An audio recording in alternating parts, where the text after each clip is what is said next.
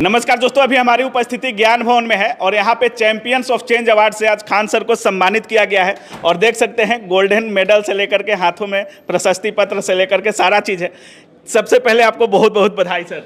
धन्यवाद। और आज जो ज्ञान भवन में पुरस्कार मिला, एकदम वो जो राष्ट्रपति भवन वाला माहौल होता है, जो पुलिस बैंड होता है, माननीय राज्यपाल महोदय थे और सुप्रीम कोर्ट की जस्टिस सुधा मिश्रा मैम थी, तो ये लोग के उपस्थिति में जब ये अवार्ड मिलता है तो बड़ा खुशी होती है अपने आप में। आपको इस अवार्ड के लिए क्यों चयनित किया गया सर? हमको इस अवार्ड में चयनित किया गया था एजुकेशन एंड सोशल वेलफेयर में। अच्छा। क्योंकि एजुकेशन तो बहुत लोग दे रहे होते हैं, लेकिन एक आसान भाषा होती है, एक कम फीस होती है और एक जो पढ़ाई ओरिएंटेड होती है, जो एग्जाम में आ जाती है, तो वो सब चीज़ों के लिए होती है। तो एक तो था ही कि भाई हमारी फीस एकदम कम है और भाषा आसान थी। एक जो लोग कहते थे एग्जाम में कितना आता है, तो हाईकोर्ट में केस ठोक दिया सब इस बात पे कि इतना पढ़ाई किया गया। तो ये सब चीज़ों से, और कुछ लोग ये जब कह रहे थे कि कानून हमको सिखा रहे थे, तो आज उनके मुंह पे एक ये भी तमाशा है कि जो कानून सिखा रहे थे लोग, भारत का chief justice K G. Balakrishnan sir ने ज्यूरीज में और honourable justice Sudha Mishra ma'am ने, उन लोगों ने नाम को नॉमिनेट किया जो हमको कानून पढ़ा रहे थे। भारत का मुख्य न्यायाधीश, उससे बढ़कर कोई कानून का जानकार नहीं ना है। जब वो लोग नॉमिनेट करते हैं तब समझ में आता है कि नहीं भाई, चलो भाई समाज के लिए जो कर रहे हैं, तो ये हम लोग के लिए भी एक मोटिवेशन होता है। जब राज्यपाल सर स्टेज पर गए और जब उनका संबोधन चालू हुआ तो पहला ही नाम खान सर का लिए, उस समय क्या लग रहा था, क्या कुछ पूछ रहे थे सर? और राज्यपाल महोदय, हम लोग के ना ये बिहार का सौभाग्य है जो इतने इंटेलेक्चुअल राज्यपाल मिले हम लोग को। राजेंद्र प्रसाद की धरती पे जिस तरह से वो एक इंटेलेक्चुअल व्यक्ति थे, वैसे ये है। इनको किताबें पढ़ने का बहुत शौक है और वो संक्रांति के बारे में बता रहे थे कि संक्रांति एक ऐसा चेंज हो जाए जो तुरंत नहीं पता चलता है, लेकिन उसका प्रभाव बड़े लंबे समय तक रहता है। तो उन्होंने हम लोग को बताया कि आप लोग अपनी संघर्ष की कहानियाँ बताइए, ताकि जो लोग रास्ते में अटक गए हैं उन लोगों को ज्ञानवर्धक चीज़ें मिल सके।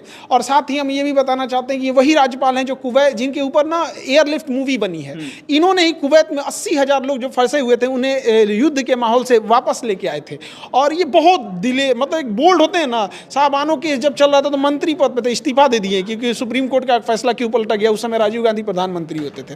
तो ये सब चीज़ें बड़ा खुशी होती है सब चीज़ों। जब आप स्टेज पर गए सर, तो राज्यपाल सर से आपकी काफ़ी देर तक बात हुई, बाकी लोग भी गए, लेकिन आपके वो कुछ ज़्यादा समय भी आप लिए राज्यपाल सर के साथ। क्या कुछ बात हो रही थी सर से? अब वहाँ की तो बातें मतलब यही सब चीज़ें कि और कैसे बढ़ाया जा सके। उनका एक इंटेंशन ये रहता है कि हर इंसान ज़िंदगी में कुछ ठोकर खाया होता है और हर इंसान के लाइफ में एक ऐसा मोड़ आता है ना जहाँ वो थक के सोचता है अब लौट चलते हैं, क्या ही फायदा है। तो वो यही कह रहे थे कि हर इंसान के समय में तो आप लोग भी अपनी बातें बताइएगा ताकि लोगों को हिम्मत मिल सके और कोई लौटे नहीं और आगे बढ़ते रहे। यही उद्देश्य। इतना कुछ कर रहे हैं सर एजुकेशन में, और ये सब जब मिलता है, खान सर खुद दूसरे को सम्मानित करते हैं, लेकिन जब खान सर को सम्मान मिलता है तो कितना मायने रखता है खान सर के लिए? ये हम लोग के लिए तो यही मोटिवेशन है। अच्छा। और क्या ही कर सकता है आदमी। सब मतलब एक कोशिश यही रहती है कि समाज में भी, और हम उन लोगों से भी कहना चाहते हैं कि देखिए आप समाज के प्रति भी सोचिए। फीस ले लेना, बिजनेस,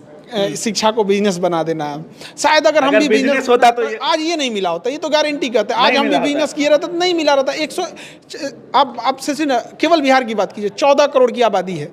14 करोड़ की आबादी में बिहार का राज्यपाल गवर्नर महोदय महामहिम नाम लेके अब जब आपको संबोधित करते हैं, तो 14 करोड़ में जब आपको लेके होते हैं तो ये अपने तो आखिर ये कैसे? ऐसा नहीं है कि हमारे पास कोई अलग से कोई सींग निकला हुआ है।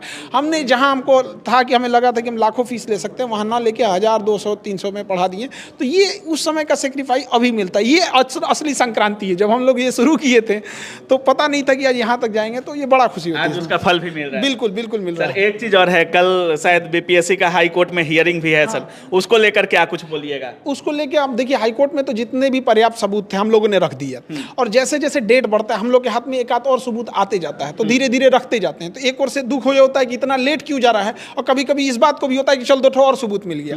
और रही बात की, देखिए इंडिविजुअल आंदोलन समाप्त हो चुका था, आपने 3 दिन लगातार उसको करके जान डाल दिया सर। अब बहुत लोग कह रहे हैं कि 18 तारीख का जो कोर्ट में हियरिंग है वो बहुत निर्णायक होने वाला है। बिल्कुल निर्णायक होगा। और अभी हम लोग के पास 2 और सबूत है।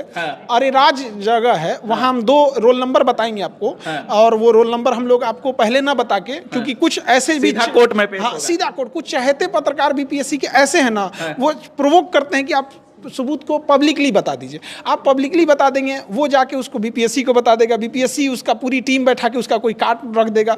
उसके पास पूरा तंत्र है। तो हम लोग इसको दो जो अरे राज्य वाला सबूत है, 2 रोल नंबर है जिनको ऐसा मतलब बच्चों ने हमें बताया। मतलब जो खान सर से जो लोग बोल रहे थे सबूत क्या है, सबूत क्या है, वो कल कोर्ट में दिख जाएगा। वो कोर्ट में जाके देखें। ये छोटा सब हमसे नहीं मांग रही, जान रहा है ऐसे कि मांग के सबूत देगा सब बीपीएससी वालों को। ये बीपीएस जब हम लोग 3 दिन प्रोटेस्ट कर रहे थे तो ये छोटा सब दिखा सब वहाँ पे जो इसे बात कर रहा है। तो ऐसे हम सारे विद्यार्थियों को भी समझने की जरूरत है, कौन आपके साथ है, कौन आपके पीठ में खंजर भोंकना चाहता है। सर, बिहार चेंजिंग अवार्ड मिला है आपको, चेंजिंग ऑफ बिहार करके।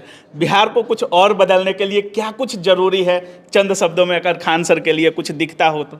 देखिए, एक बिहार एक एग्रीकल्चर स्टेट है और यहाँ पे जो लोग कहते हैं कि फैक्ट्रीज होनी चाहिए, ये होनी चाहिए, तो अपने आप में सोचिए अगर हमको 5 मंजिला घर बनाना है तो 2 साल लग जाते हैं। तो अगर फैक्ट्री लगा भी देते हैं ना, आज लगा देते हैं, 5 साल तक तो उसको बनने में लग जाएगा। तो 5 साल तक हम लोग भूखे मरे। 14 करोड़ लोग रहते हैं, इनकी अपनी डेली ज़रूरतें हैं, उनकी चीज़ों का तो इस्तेमाल कर दे। ब्रेड हमारा बनारस से आ रहा है, फूल कलकत्ता से आ रहा है, तो कम से कम जो बेसिक चीज़ें उसको तो बनाओ, कम से कम लोगों को रोजगार मिले। देखिए, विदेश जाना, राज्य छोड़ के जाना, देश छोड़ के जाना समस्या मुख्य नहीं है, लेकिन जब आप पेट भरने के लिए जाते हैं 2 वक्त की रोटी के लिए तो बड़ी समस्या होती है। तो जो बिहार से मजदूर जा रहे हैं वो 8,000 10,000 नौकरी के लिए जा रहे हैं, ये समस्या है। अगर जा रहे हैं बड़े इंजीनियर बन के जाएं, 5 लाख 10 लाख की सैलरी पे जाएं, बड़े पैकेज पे जाएं तो कोई समस्या नहीं, लेकिन वो जीविका के लिए जा रहे हैं। मेन समस्या ये है कि इस राज्य में जीविका भी नहीं है। बिल्कुल बिल्कुल, बहुत बहुत धन्यवाद बात करने के लिए।